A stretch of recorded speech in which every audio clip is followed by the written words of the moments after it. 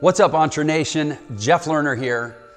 The difference between those who are obsessive about a goal and devote the focus and energy to it and everyone else is that most people are stuck in reaction mode. And this is also true for our use of time.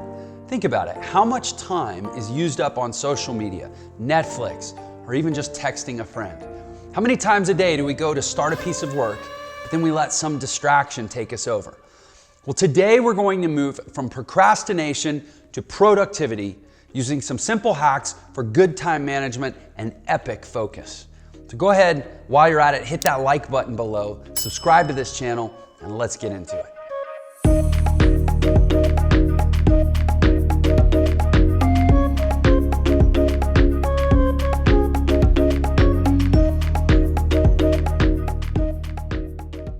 So today I want to show you ways to be more productive and hopefully convince you that more time spent does not always equal more work done. Having intense focus is a superpower in our distracted world. Starting each day with as little as an hour or two of focused effort will bring you compounding returns over time. Instead of developing a clear plan, most people simply deal with situations and issues as they arise, and they never really get ahead. Most people's focus is so dispersed that energy can never flow directly toward achieving their big goal. And while they may still reach small goals or accomplish small tasks, most people never get what they really want. And I know you're committed to learning about doing more and doing it better, so let's get started here. Step number one is to take great care of yourself. Are you sleeping too little or too much? Whether you choose to rise early or work late and sleep in, either way, getting enough rest is so important for your focus and your concentration. And too little sleep causes the feeling of exhaustion, and too much causes the feeling of lethargy. So check in and figure out what's the optimal amount for you. Personally, I get between 6 and 6.5 hours of sleep. If I get more than that, I feel tired. If I get less than that, I feel tired. Another thing you can do is take up meditation. You might say, well, I'm just too busy to just sit and meditate. But meditation has many powerful outcomes, including feeling more at peace, being able to focus for longer periods of time. And when you can focus for longer periods of time, even if you say, well, I didn't have enough time to meditate, it's actually like creating more time. In my experience, meditation gives the sensation of creating more time than it costs. And it's possible to train your brain to actually learn how to concentrate better. Meditation also helps your overall sense of well-being and helps you turn those feelings of I can't into I can. And being positive is essential for you and your business. And let's talk exercise. How good do you feel after a good run? I know I feel amazing, and it's because adrenaline and endorphins, the happy chemicals, are released into your body, which makes you feel more productive, more energized, more focused, and more ready to take on challenges. And if running isn't your thing, maybe say it hurts your joints. I know if I run too much, my hip kind of starts to hurt. I sound like an old man, but it is what it is. Well, get yourself a spin bike. Personally, I love my Peloton. Now let's look at what you eat and when you eat. Obviously, food is the gas in your tank, but how you process the food has a huge impact on your productivity. For example, the feel-good foods that contain a bunch of sugar, they're going to give you a rush, and then they're going to give you a crash that follows not long after. Usually within 1 hour of eating a bunch of sugar, you're going to feel tired. And also, eating a heavy meal, just eating too much, takes time to digest, pulls the blood into your stomach, and it'll also cause you to feel tired even when you've had plenty of sleep. So when 3 p.m. comes around and you start thinking about a chocolate bar, make the healthy choice and go for something like nuts, maybe some carrots or celery to snack on, something that's not going to spike your blood sugar or be too hard on your body to digest. And the second thing we're going to look at is finding your optimal time to work. We all have moments during the day when we're naturally more energetic and productive than other times. So if you can schedule your focus time during those times when you're naturally feeling more energized, well, then you're naturally going to get more out of them. So ask yourself, when do I work the best? Are you a morning person or maybe a night person? We all have different factors that determine when we're the most productive. Personally, I chunk my time into 3 blocks: morning, afternoon, and evening. And that gives me 3 optimal time chunks that I can focus on getting at least one major task done. A lot of people, they take the evenings off. They say, oh, evenings are for Netflix, evenings are for family tasks. But consider though, is there something you're doing that could be cut out or maybe switched to create more production time? For me, I know that I can be really productive in the evening, so I've worked out with my family that certain days of the week, I'm gonna use that for productive time. It's not just an assumption that that block of time doesn't exist for work, because it's literally a third of all my available time chunks. Okay, and number 3, give yourself the right conditions to do good work. Having the right working conditions is essential, as it helps you create a sense of routine. And if you haven't done so already, it is time to create your ideal space to work. Make sure you're in an environment that allows you to focus. And this means finding a quiet, uncluttered space to keep you energized and motivated. Remove the things that are easy to access that will take your attention away. This could be your phone, this could be video games, this could even just be your to-do list. Physically, put it far away from you so it's not in your field of view. And also, you need to make sure that you're blocking or removing internal distractions. These are the things that you distract yourself with mentally, like feeling the urge to check social media or watch the news or even check your email. And the thing to understand is it's not enough to rely on willpower for this. Try leveraging external tools. Try using an app, for example, that forces you to focus. There are a few different ones, depending if you're on iOS or Android. Just search your app store or search the Play Store. The next step is to create routines. Habits are one of life's strongest forces. Honestly, you'll never be better than your habits. Everything can be created as a ritual, whether it's brushing your teeth, doing your exercise, taking the dog for a walk, hanging out with your family. The more tasks that you can turn into habitual routines, the more energy that you have left for bigger tasks that require more creativity and more mental energy. As the Harvard Business Review notes, we have a limited amount of willpower. Honestly, willpower is a finite resource and it depletes over the course of the day. So be sure you're minimizing the amount of willpower that you need to get you through your day by implementing good routines and structuring as many of your daily tasks as possible to fit within repetitive routines. Okay, and the 4th step here is to choose a daily highlight. Let me explain what that means. With the right time and environment for focus, now it's time to decide what deserves my attention. The goal here is to use your highest energy, peak productivity hours to make real progress on your most important work. So choose a specific chunk of time and focus on the most important task first during that time. And use what's called the Pareto principle. This is something Tim Ferriss talks about in the 4-Hour Work Week.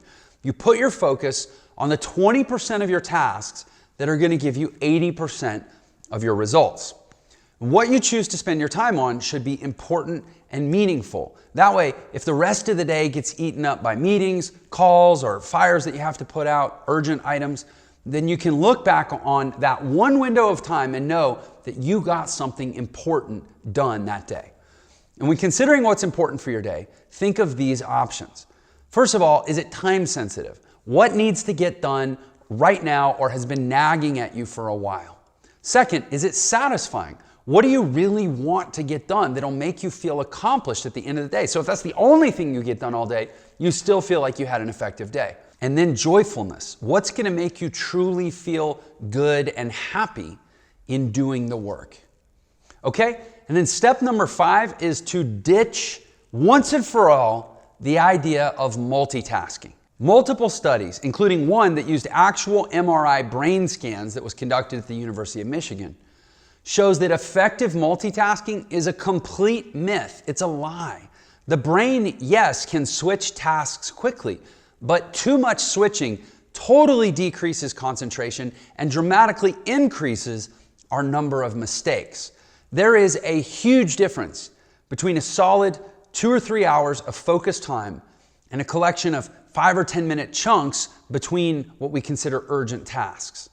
When your day is a fragmented mess, you are setting yourself up for failure. Please hear me on this. I see this in the coaching that I do. It's one of the biggest saboteurs that people do with themselves is they've got themselves convinced they can multitask.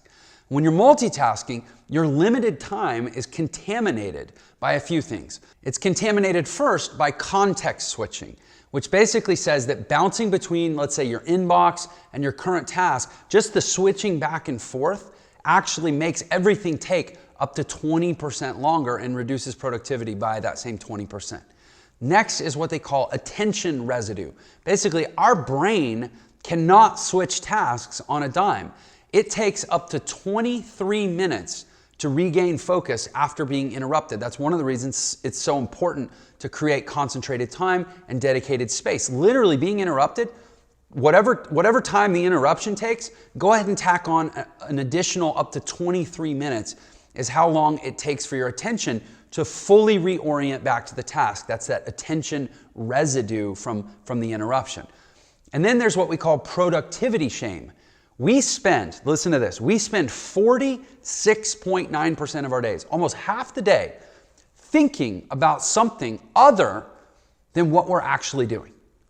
Even as I'm shooting these videos right now, technically, I'm spending half my time either thinking about something else or trying to defend myself against the impulse to think about something else. It's like this human disease that we all have, and it absolutely destroys our productivity.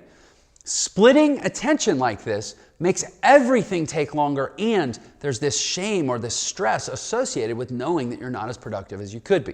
On the other hand, if you can just learn to dedicate 1 to 2 hours of your day to intense focus. I'm talking just 1 to 2 hours of your day where you don't allow productivity shame, you don't allow attention residue, and you don't allow context switching. If you can just create 1 to 2 hours of space for that every day, you will get a massive compound return on your investment. In fact, you'll get more out of those 1 to 2 hours a day than most people get out of 8 to 16 hours a day. There's a book called The Rise of Superman by Steven Kotler, and in it he found that executives are up to 500% more productive when they can create that state of intense focus that I'm talking about. 5 times more productive. That means, again, 1 hour of being like this, you'll get more done than most people get done in an 8-hour distracted day. So to take advantage of this increase in productivity, you need to figure out 2 things. When is the best time for you to focus, and how are you going to protect that time? Thinking that you're going to somehow create this 100% focus for an entire day is naive. Frankly, it's insane. It's never going to happen. You simply need to accept the limitations of your schedule and your life and your own attention and your own willpower, and then optimize your day around finding that 1 to 2 hour block when you can be intensely focused. And here are 3 quick things that can help you get more organized with your time and create this window in your day. First of all, use time chunks. This means that whatever you choose to spend that 1 or 2 hours on, that time needs to be sacred. It needs to be respected. It needs to be blocked off. If you work with a team, make sure to block out your calendar and don't let your team or anyone interrupt you. Don't take meetings. Don't take calls.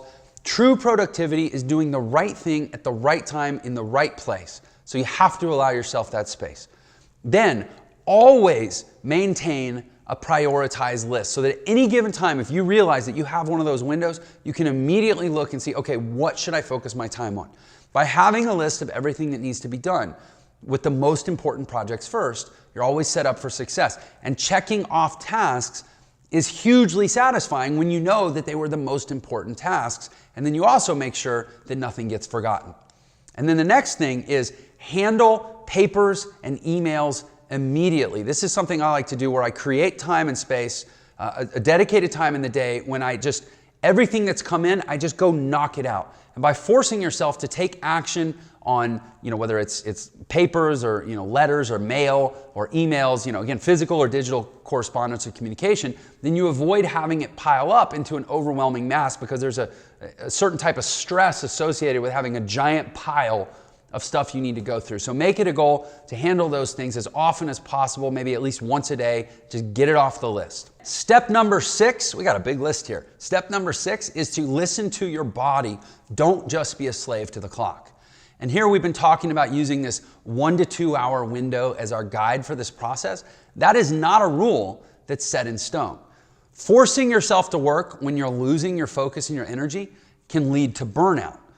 Instead, you want to protect your focus by giving yourself time to recuperate and trying to maintain that focus when you're feeling your best. And this comes from listening to your body and, like we talked about earlier, taking care of your body, giving yourself a body and an energy supply so that your best is actually really, really great, and then utilizing your best, but listening to your body for when your best is and not just watching the clock. According to sleep researcher Nathaniel Kleitman, our minds naturally crave breaks after every 90 minutes of intense work. And when we need a break, our body starts sending us signals. We start to get hungry, start to get sleepy, we start to fidget, we start to lose focus. So listen to those signs and take that quick 5 or 10 minute break you need. Get up, walk around, stretch, grab some water, do something to reset your energy. And if you want to give yourself even more structure, you can also follow a strategy that I've tried and I've had great results with called the Pomodoro technique. This is where you work in very specific stretches of 25 minutes, followed by a 5-minute break. Again, something like Oro is great for this. You string 4 of those together in a row, that's a 2-hour block, and you are guaranteed to have an insanely productive day. Finally, step number 7 here is to work your day around your personal productivity curve.